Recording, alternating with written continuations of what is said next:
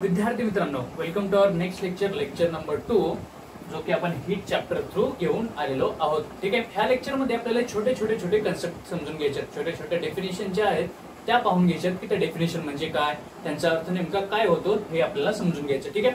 छोटे डेफिनेशन आहेत, एक दोन मार्काला हे येऊ शकतात. ठीक, त्यामुळे लक्ष देऊन ऐका.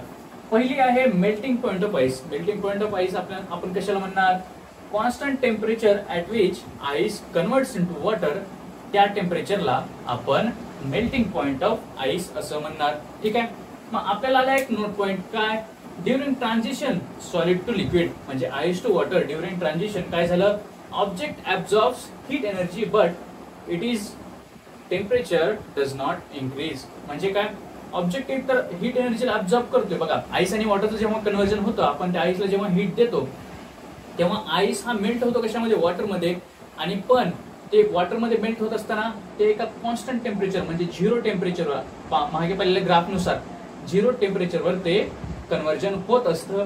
पण तिथे टेम्परेचर इन्क्रीज झालेलं नाही. Heat energy use to weakening bonds between atoms और molecules in solid and transform into liquid. म्हणजे ती जी काही हीट एनर्जी होती ती काय झाली, बॉन्ड्सला वीक करण्यासाठी यूज करण्यात आली आणि तिथंच सॉलिडला लिक्विड मध्ये ट्रान्सफॉर्म करण्यासाठी ती हीट एनर्जी यूज करण्यात आली. ठीक आहे. दुसरी डेफिनेशन बघा, latent heat of fusion. Latent heat of fusion म्हणजे काय, energy absorbed at constant temperature. Energy एका कॉन्स्टंट टेम्परेचरवर ऍब्झॉर्ब झाली, म्हणजे 0 डिग्री टेम्परेचरवर ऍब्झॉर्ब झाली असं म्हणण्यात येईल.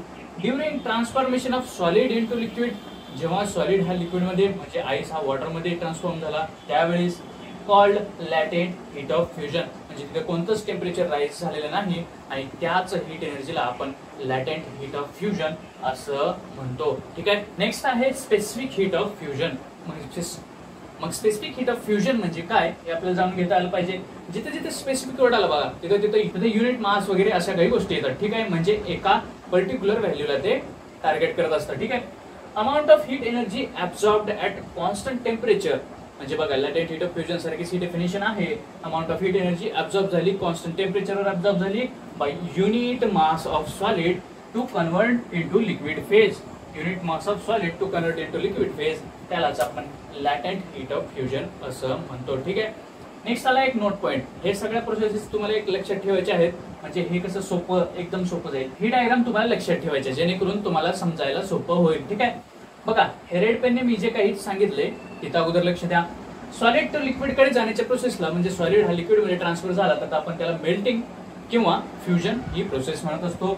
लिक्विडचं कन्व्हर्जन जर गॅसमध्ये झालं तर त्याला आपण बॉइलिंग असं म्हणतो आणि गॅसचं कन्व्हर्जन डायरेक्ट सॉलिड मध्ये झालं तर त्याला आपण डिपॉझिशन असं म्हणतो. ठीक आहे. तशाच प्रकारे बघा, निळ्या लाईनकडे किंवा ब्लू लाईनकडे तुम्ही लक्ष द्या थोडंसं. सॉलिड टू गॅस डायरेक्टली जर गेलं तर सब्लिमेशन होतं, म्हणजे जे कापूर असतं ते सॉलिड असतं, त्याला जाळलं ते डायरेक्टली गॅसमध्ये फॉर्म मध्ये निघून जातं. ठीक आहे. दुसरं, गॅस टू लिक्विड मध्ये कंडेन्सेशन होतं. जे काही व्हेपर फॉर्म आहेत त्याला जर आपण थंड थोडंसं कंडेन्स केलं तर ते कशामध्ये कन्वर्ट होतं, लिक्विड मध्ये, त्यालाच आपण कंडेन्सेशन असं म्हणतो. आणि लिक्विड टू जर सॉलिड आपल्याला पाहायला मिळालं, म्हणजे वॉटरचं कन्व्हर्जन जर आईस मध्ये झालं तर त्या गोष्टीला आपण फ्रीजिंग असं म्हणतो. या डायग्रामद्वारे तुम्हाला सगळ्यात छोट्या प्रोसेसेस समजून घेण्यास खूप मदत होईल. नाव आता थोडासा ग्राफ आठवा. ठीक आहे.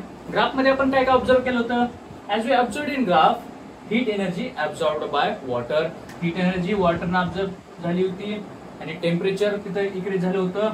आणि तेच टेम्परेचर कशासाठी यूज केलं झालं होतं, break bonds in molecules of liquid.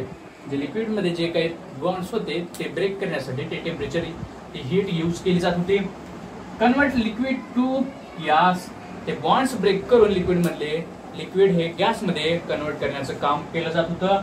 आणि heat absorb but temperature not increase, म्हणजे हीट तर ऍब्झॉर्ब होत होती, ते बॉन्ड ब्रेकिंग साठी यूज केली जात होती, पण टेम्परेचर हे इन्क्रीज होत होतं का, नव्हतं.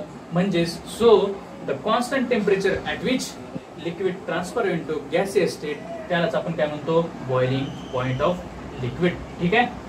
अशा प्रकारे आपल्याला आणखी एक डेफिनेशन सापडली, कोणती, बॉइलिंग पॉइंट ऑफ लिक्विड. तिसरी गोष्ट बघा, लॅटेंट हीट ऑफ व्हेपरायझेशन आपण कशाला म्हणतो, मग heat energy absorbed at constant temperature during transformation of liquid to gas, त्यालाच आपण म्हणतो लॅटेंट हीट ऑफ व्हेपरायझेशन. म्हणजेच काय, हीट एनर्जी एकतर ऍब्सॉर्ब होते कशा कॉन्स्टंट टेम्परेचर मध्ये ड्युरिंग कशामध्ये transformation of liquid to gas, म्हणजे लिक्विडला गॅसच्या फॉर्म मध्ये ट्रान्सफॉर्म करण्यासाठी जी हीट एनर्जी कॉन्स्टंट टेम्परेचरला ऍब्सॉर्ब केली जाते त्यालाच आपण लॅटेंट हीट ऑफ व्हेपरायझेशन असं म्हणतो. जसे की लॅटेंट हीट ऑफ लिक्विड जी होती तशाच प्रमाणे आपण त्याही लॅटेंट हीट ऑफ वेपरायझेशनला आपण डेफिनेशन देण्याचं काम केले. ठीक आहे. नेक्स्ट डेफिनेशन आली specific latent heat of vaporisation. आपण पाहिलं लॅटेंट हीट ऑफ वेपरायझेशन म्हणजे काय, आता पाहूया specific latent heat of vaporisation म्हणजे काय. The amount of heat energy absorbed at constant temperature by unit mass of liquid. ठीक आहे, इथेही बघा युनिट मास ऑफ लिक्विड आलं to convert into gaseous phase, त्यालाच आपण specific latent heat of vaporisation असं म्हणतो.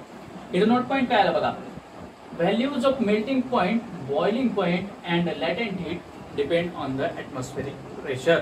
म्हणजे ॲटमॉस्फेरिक प्रेशर जास्त किंवा कमी झालं तर ह्या व्हॅल्यू त्याच्यावर डिपेंड असतात असं आपलं म्हणणं आलं, साधं सिंपल. ठीक आहे. Latent heat concept applicable during transformation of gases to liquid और लिक्विड टू सॉलिड फॉर्म. इथं हा कन्सेप्ट ऍप्लिकेबल आहे. हे काय बाबा पर्टिक्युलरली हे क्वेश्चन विचारले गेले कशामध्ये, बुकमध्ये जे आहे ते क्वेश्चन विचारले त्या क्वेश्चनचे आन्सर. ठीक आहे. आणि ती latent heat released on making of the bonds हे दुसऱ्या क्वेश्चनचं आपल्याला आन्सर पाहायला मिळतं. ठीक आहे. आता आपण पाहूयात की रिजिलेशन म्हणजे काय. ठीक आहे. रिजिलेशन समजून घेण्यासाठी आपल्याला एक छोटीशी ऍक्टिव्हिटी समजून घेणं गरजेचं आहे. ठीक आहे. ऍक्टिव्हिटी मध्ये फिगर नंबर 5.3 पहा, पुस्तकामधली फिगर नंबर 5.3. ठीक आहे. म्हणते त्याच्याप्रमाणे त्या फिगर प्रमाणे hang two equal weights to two ends of metal wire. एक मेटल वायर घेतले, त्याच्या दोन्ही बाजूला दोन वेगवेगळे दोन समान वेट त्याला बांधण्यात आले आणि ते वेट काय केले, वायर स्लॅबवर ठेवण्यात आले. ठीक आहे.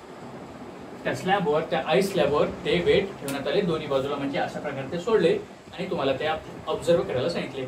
आता ऑब्झर्वेशन मध्ये तुम्ही काय पाहिलं बघा, wire gradually penetrate ice slab.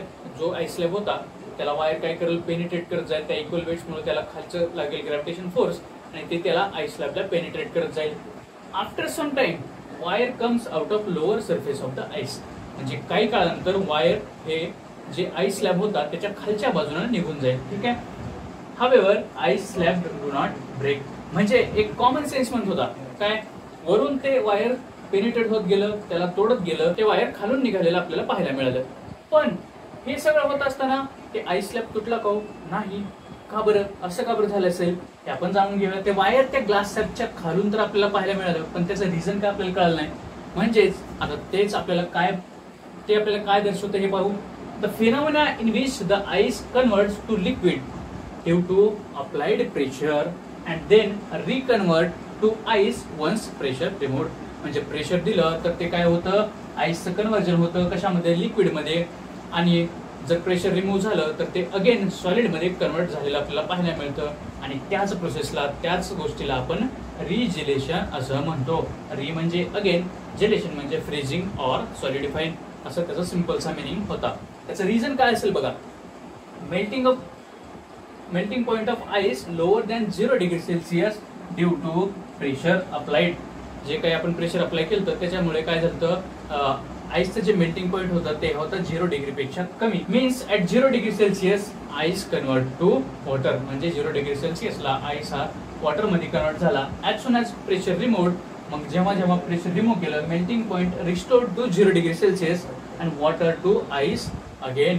म्हणजेच मग 0 डिग्री सेल्सिअसला आपल्याला माहिती आहे की वॉटरचं कन्व्हर्जन हे आईस मध्ये होतं, आणि जेव्हा हे प्रेशर रिमूव्ह झालं तेव्हा काय झालं, ते प्रेशर रिमूव्ह झाल्यामुळे त्याचा मेल्टिंग पॉइंट अगेन 0ला येऊन थांबला, आणि त्यामुळे काय झालं, वॉटरचं कन्व्हर्जन अगेन कशामध्ये झालं, सॉलिड मध्ये झालं. म्हणजे बघा, हा जर ग्लास स्लॅब होता, हा जर एवढा मोठा ग्लास स्लॅब होता आणि हा जर इथून पेनिट्रेट व्हायला सुरुवात झाली होती, तर इथं काय झालं, त्याचं प्रेशर वाढलं.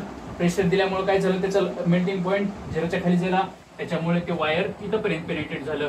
पण जेव्हा वायर इथं गेलं तेव्हा इथलं काय झालं, प्रेशर रिमूव्ह झालं. म्हणजे इथलं प्रेशर रिमूव्ह झालं आणि प्रेशर कुठे देण्यात आलं, इथं दिलं कुठं प्रेशर.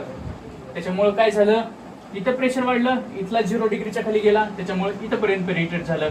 पण इथल्या बाजूला ते अगेन वॉटरचं कन्व्हर्जन आईस मध्ये आपल्याला पाहायला मिळालं. त्याच प्रोसेसला काय, रिजिलेशन असं म्हणतो. ठीक आहे. हे होतं आपलं लेक्चर नंबर 2 हीट चॅप्टर मधलं. ठीक आहे. हे लेक्चर कसं वाटलं, काय वाटलं त्यासाठी लाईक करा, शेअर करा, सबस्क्राईब करा, कमेंट करत राहा, ह्याचे नोट्स घेत राहा. आणि हसत खेळत राहा आणि अभ्यास करत राहा.